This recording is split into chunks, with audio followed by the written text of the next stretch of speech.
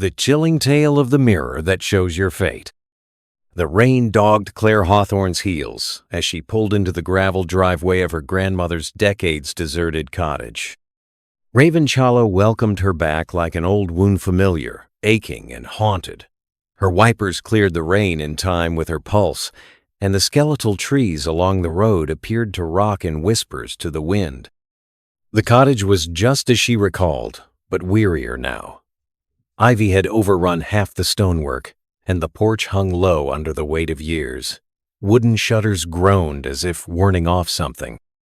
She turned off the engine. Silence. This was meant to be therapeutic. Back to basics. But getting out of the car, the air enveloped her like a cold breath. Ravenshallow didn't seem like a town. It seemed like a held breath. Claire had departed the city in shambles. A cheating fiancé, a lost job, an apartment that echoed too much at night. Her grandmother's passing the previous year had been the last burden. And when the paperwork from the inheritance came offering up the cottage and all its contents, she considered it to be a sign. New beginning. Empty page. But when she walked onto the porch and opened the door, the groan of the hinges sounded like a warning. The interior remained whole as a memory. Bookshelves lined every wall, thick with books on folklore, medicinal herbs, and old European myths. The air was thick with the smell of cedar, rosewater, and a hint of mildew. Claire left her bags behind and wandered the hallways, running her fingers over the dusty coverings. Her grandmother, Annabel, had been an odd woman, always kindly but superstition-ridden, a healer to some, a witch to others. Claire had adored her, though her rituals and chanting had scared her when she was young. Among boxes and dried herbs in the attic, Claire discovered the journal. It was leather-bound, the smell of incense and oldness. Her grandmother's handwriting and flowing script was inside. Most were ordinary recipes, notes about the weather, gardening advice. But then, everything changed. The mirror beckons. I see what is yet to be. I fear for her. I fear for Claire. Claire frowned. She turned the page. The fate glass is housed in Blackthorn Manor. I've witnessed it in visions, and once God have mercy living. It doesn't reflect. It reveals ends. It reveals truths. And it lies. But also, it doesn't. And there was also a map, paper-clipped to the back of the journal, hand-drawn, went through the woods, beyond the old hunter trails, and marked at the other end a black X. Blackthorn Manor. Claire's stomach churned. She closed the diary, but the words echoed in her mind like a heartbeat. 2 days went by, until Claire surrendered. She told herself she was only curious. A walk in the woods, some family background, but the reality was weightier. She'd begun having dreams about mirrors. Not hers, but dark, tall ones with ripples beneath the surface. The trail was half erased, but the map was accurate. Trees thinned, the forest darkened, and then, as the sun broke through the clouds for the first time in days, she saw it. Blackthorn Manor. 3 stories of decaying splendor. Its roof half collapsed, windows broken. The gates hung open, and the ivy suffocating its walls made it seem like something sick and asleep. Claire came in. Her footsteps echoed through the dust. Furniture had been overturned. Chandeliers had been broken. But what struck her was the smell copper and old roses, faint but unmistakable. She stepped deeper inside. Something attracted her. Down a hall cracked, beyond portraits whose eyes seemed to follow her. And then, a door, tall, adorned with the forms of lilies and serpents. She pushed it open, and there it was. The ballroom was deathly silent, as though even the breeze was afraid to come in.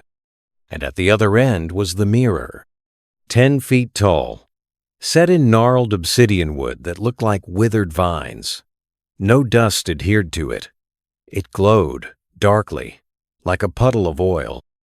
Claire stepped forward. She saw herself, yet not. Her reflection took a moment to blink. Its smile was sorrowful, and behind her, in the glass, something moved. She turned. Nothing. When she turned around again, the mirror was simply a mirror. Her own wan face gazing back, but she could sense something behind it, waiting, watching. And then, the whisper. So soft, she thought she imagined it. Claire. She ran. Back in the safety of the cottage, Claire tried to tell herself it was imagination, a trick of the light, suggestion. Her grandmother's madness passed down. Yet that night, she dreamed again. This time, she was in the ballroom. The mirror wasn't broken, and her reflection smiled with tears in its eyes. A man stood behind her, tall, handsome, sad eyes. He put his hand on her shoulder. "I'm sorry," he whispered. Then blood, screams, and a name carved into the mirror's surface, in red droplets. Elias. Claire woke up, gasping for breath. Outside, in the trees, an owl cried once and fell silent. The world was subdued the next morning. The air was colder than usual, the birds uncharacteristically still. Claire was at the kitchen table with the journal open, tracing the name again and again with her finger. Elias. The name sounded old, familiar, but she couldn't pinpoint why. Later in the afternoon, Claire entered the town square, a handful of old stores, a supermarket, and the coffee shop she'd grown up with. Ravenshallow hadn't changed much, but people stared longer than they should have. A hawthorn coming back always created waves. She sat and had tea, pulling out her notebook. But she was not alone for long. "Is this seat taken?" Claire glanced up. The man in front of her possessed storm-colored eyes and windswept black hair. Tall, with an aura of brooding intensity surrounding him. A man who didn't belong here and a man who belonged here alone. She blinked. "No, go on." He settled, hands wrapped around a used paperback. They shared courteous smiles. Then he continued, "You're not from here." Claire tilted her head. "I was. A long time ago." "Ah, come back to bury something?" His words weighed more than they ought to. "I guess," she said, trying to shake the feeling that she knew him. "Elias," he replied, extending his hand. She froze. Her fingers touched his. Electric. They talked for an hour. Then 2. Claire was laughing, actually laughing for the first time in months. Elias was humorous, inquisitive, and charming in a non-needy way. He told her he was leasing a nearby cabin to write a novel. A novelist, of course. "So," he asked toward the end, "why have you come back to Ravenshallow?" "My grandmother," she said. "She died last year. Left me the house. I had to breathe." He nodded, as though he knew something profound. Claire paused, then said, "Do you know of Blackthorn Manor?" A flicker, a shadow across his face. "Only stories," he said. "Haunted, isn't it?" She swallowed. "I went there. There's a mirror in the ballroom. It's strange." "You don't have to return," he whispered. It wasn't a warning. It was a knowing. That evening, Claire read further in her grandmother's diary.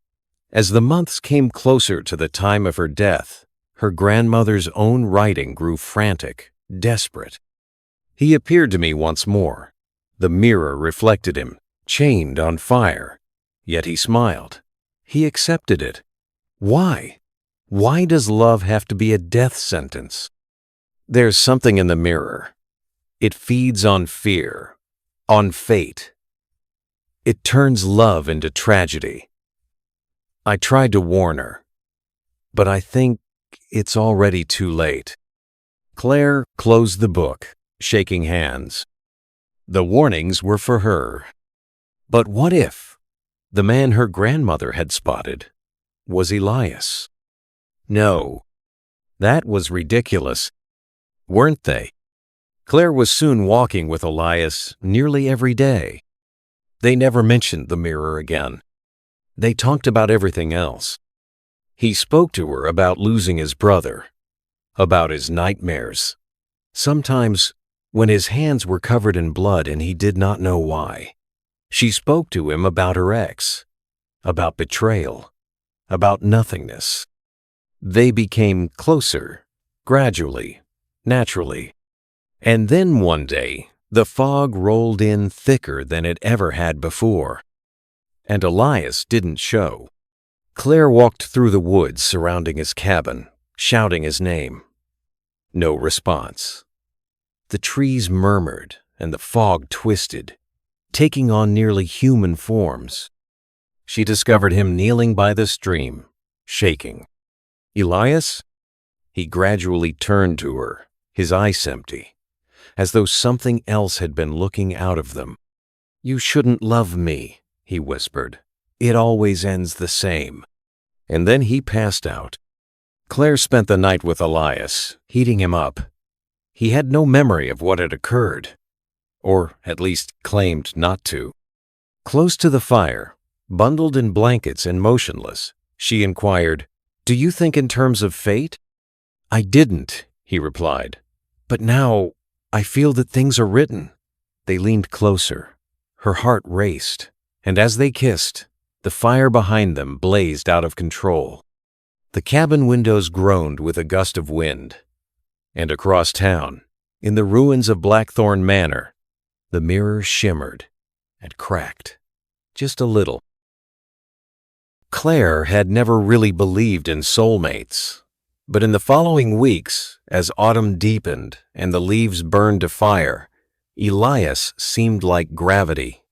He cooked, he wrote, he made her laugh, but underneath his brightness was a perpetually flickering shadow of sorrow, like a candle burning in a gust.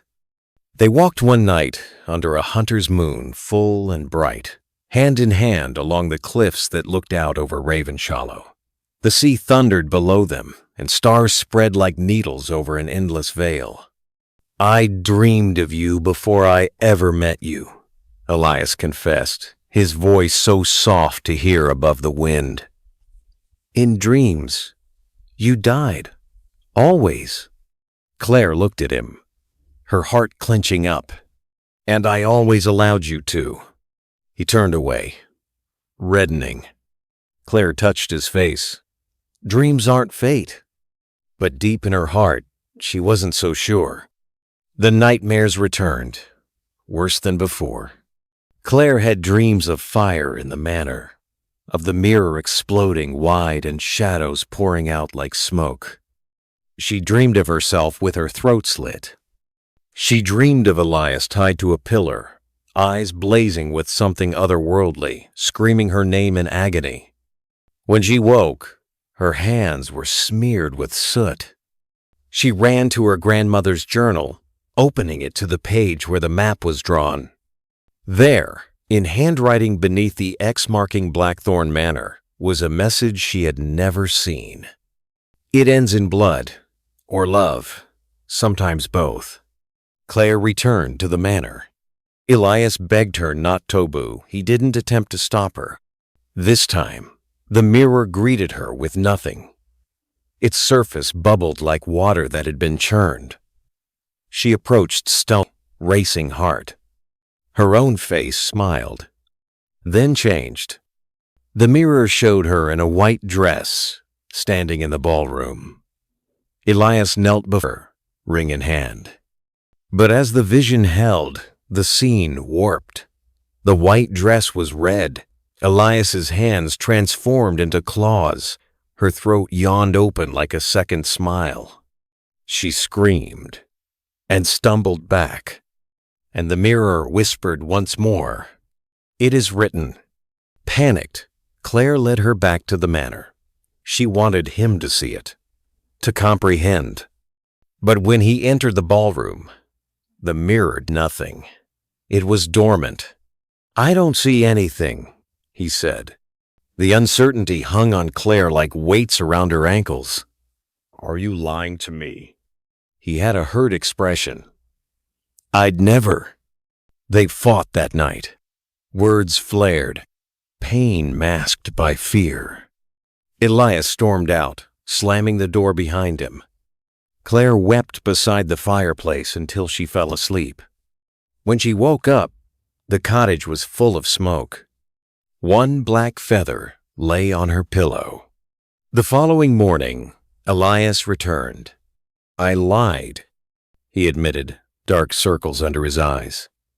"I've checked in the mirror too, since I was a child, but it doesn't say anything new to me, only your death, over and over." He extended his arm. Scars crisscrossed the flesh names carved into skin. Clara, Evelyn, Marisol, Jane. "I loved them all," he told her. "They all found the mirror. They all died. And He broke down. Claire hugged him. They stood in silence, two broken hearts rent asunder by a storm. And deep in the woods, the mirror pulsed. It had gorged on fear for long enough. Now it wanted more. Claire returned to her grandmother's diary, pleading for explanations. She found a part she'd missed, pages taped into the binding, hidden behind the back cover. In these were older entries than the others, and written in handwriting other than Annabelle's parts end. The ink was faded, the writing delicate and odd. The mirror was imported from the Black Sea, crafted by a seer who spoke to the dead. It was never meant to reflect but to foretell. Those who gaze into it see their fate. Yes, but fate is a ravenous beast. It changes when observed. It struggles to remain inescapable. I have failed. The mirror held a child full of fire for her soul. A man full of shadow eyes. She would love him. She would perish.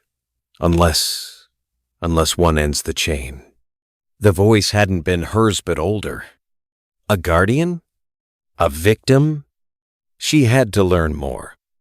Elias had come to pick her up from the cottage. "I remember now," he replied. They sat together in the fading light, and he told her everything. Every lifetime, every death. "I'm not just cursed," he explained. "I'm part of it. I'm tethered to the mirror." In ancient times, he had been a soldier sent to retrieve the fate glass from a burning monastery. But he looked into it before the monks could destroy it, and it saw everything he would become. That single glance had cost him eternity. "I fall in love," he said to her. "Every time, someone different. But the result is the same. The mirror sustains. It keeps me alive to hurt. And when the woman I love dies, it begins again." Claire was shaking. "You're saying I'm just a chapter 2? Number?" His eyes blazed. "You're different. Always were." They decided to set Blackthorn Manor on fire. If the mirror was the origin, it must be eradicated. They waited until midnight, filled gasoline tanks, and struggled through the forest with flashlights and the distant howl of wolves for companions. The manor loomed before them like a tomb, but this time Claire felt determination rising in her chest. They set the walls ablaze, the floorboards, the ballroom, and then Claire faced the mirror. "No more," she whispered. "I have something else to choose." Her reflection smiled, then shrieked. The mirror shattered from top to bottom. It began to bleed darkness. She lit the match. The fire caught too fast, the flame spreading too fast. The house screamed. That was the one word Claire could apply to it. Not creaked, not groaned, screamed. And the mirror refused to burn. Instead, it creaked open. Out of its center, shadows poured humanoid, eyeless, vacant. Came rushing at her like a wave of despair. Elias yanked her hand. Run! But Claire stood still. This was her fate. She'd seen it, over and over. She whirled, pounding hard, and yelled into the flames. I choose love. The mirror yelled.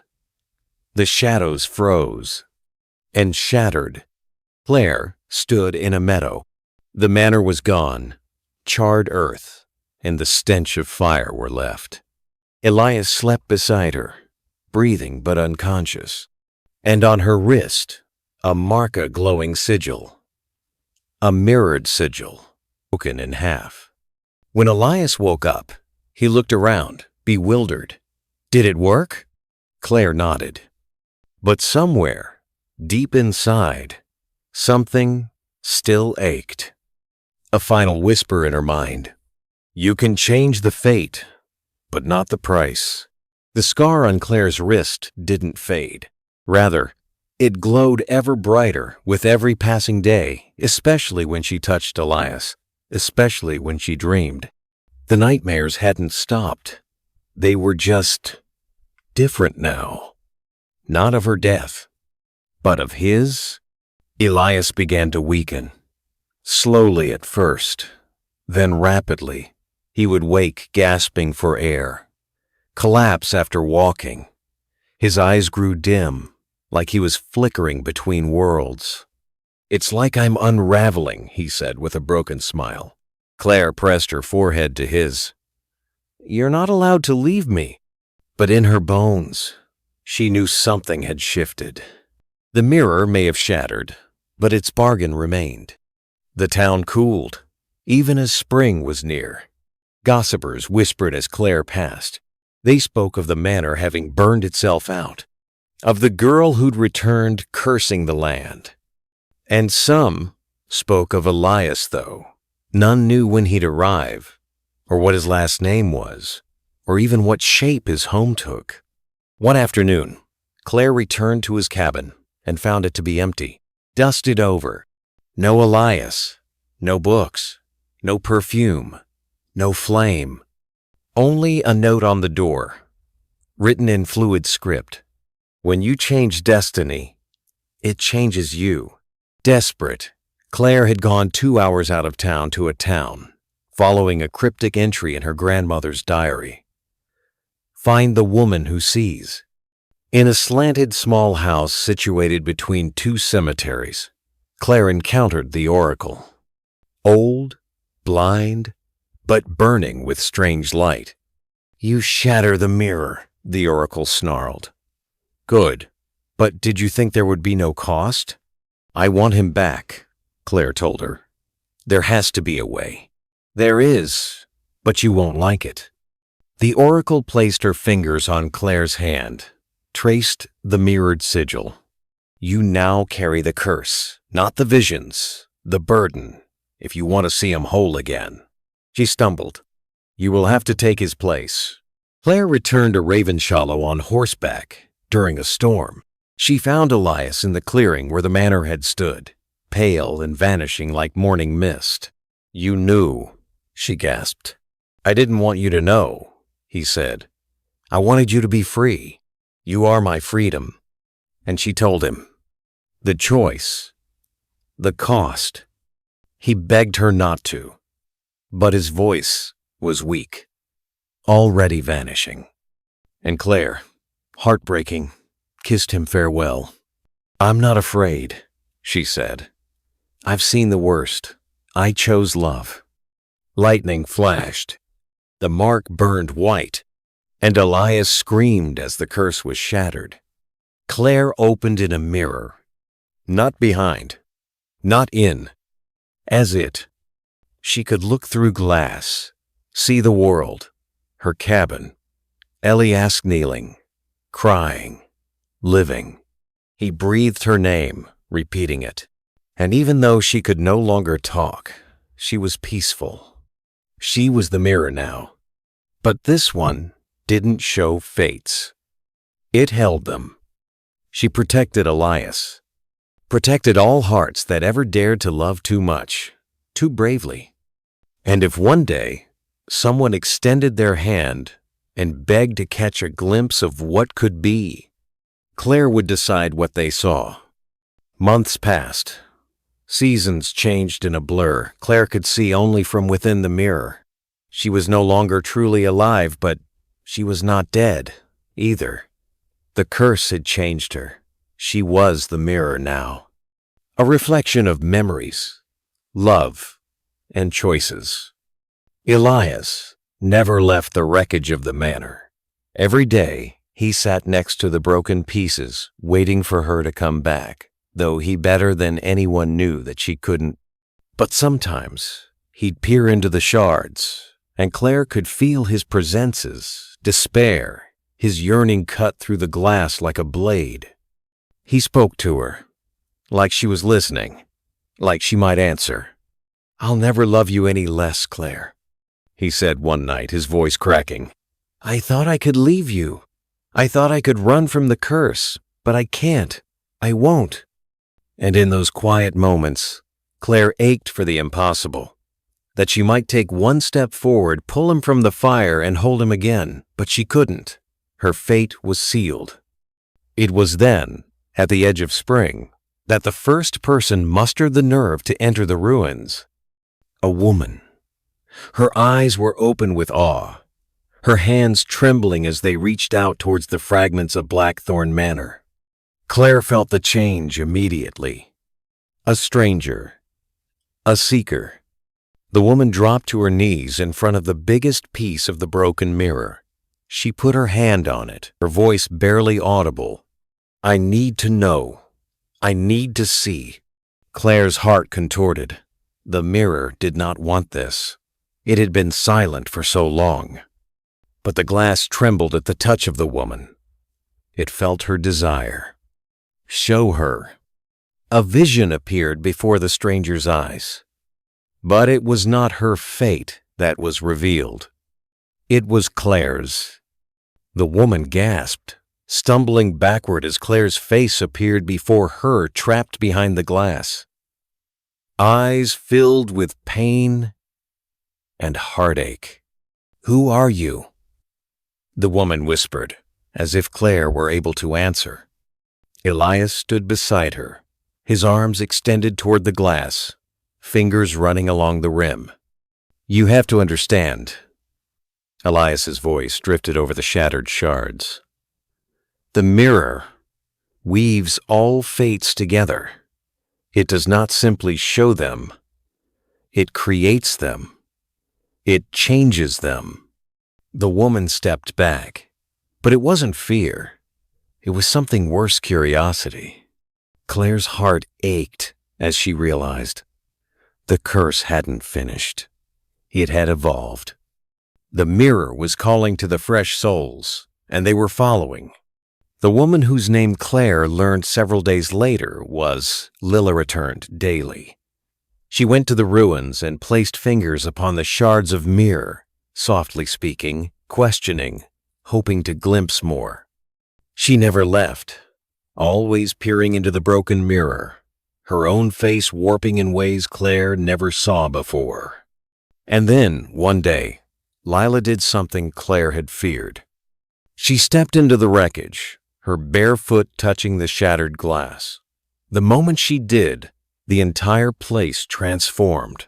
The glass sang. The air became thick. Lila shut her eyes, breathing deeply as if the world beyond her had disappeared. "Show me everything," she said, her words barely above a whisper. The mirror obeyed.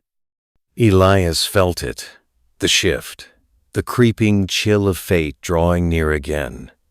He had lived 1,000,000 lives, every one of them fragmented and shattered upon the rocks of love and loss. But not this time. Lila had seen Claire. She had seen Elias. The curse had not been completed. had just begun again. And through the glass, Claire saw it. She saw how her tale, her sacrifice, became attached to someone else. She saw the glass stretching, refolding, as if it were awakening from slumber. Lila, whose thirsty heart drank in all knowledge, had made her decision. The circle would start anew. Epilogue. The glass remains. The mirror, broken once, now remains intact. Its surface glows with the radiance of choices made, of loves lost, of fates tied. And at the heart of Ravenshallow, under the moon's observant eye and the winds of time, it waits. For those who dare seek it, for those who want to know, for those who are willing to pay the cost.